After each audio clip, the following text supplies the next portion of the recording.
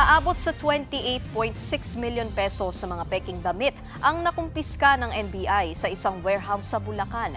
Ang bodega mahigit isang taon na raw nag-ooperate at nagbebenta ng mga iligal na produkto sa ilang tindahan sa Maynila. May Express Report si Dave Abuel.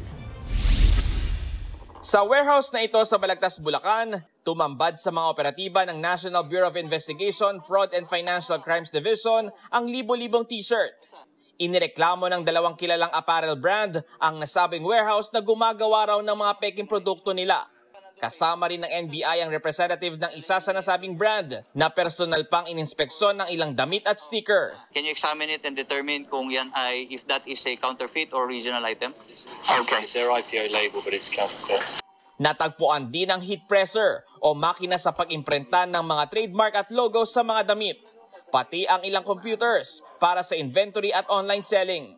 Ayon sa NBI, isang taon na raw nag-ooperate ang nasabing warehouse.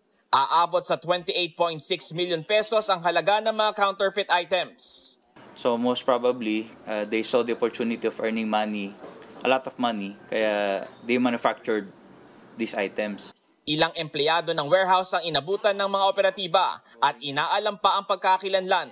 Wala raw noon ang mga may-ari, pero tukoy na ng NBI ang kumpanyang nasa likod ng pagawaan. Magpa-file po tayo ng trademark infringement case. Ipa-file po natin sa Prosecutor's Office.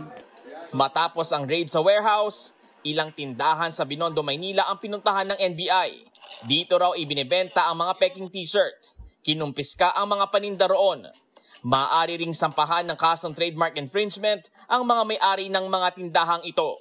Nagbabalita mula sa Frontline, Dave Abuel, News 5. Mga kapatid, Nikki de Guzman po. Para sa pasada ng mga rumaratsyadang balita, mag-follow at mag-subscribe na sa social media pages ng News 5.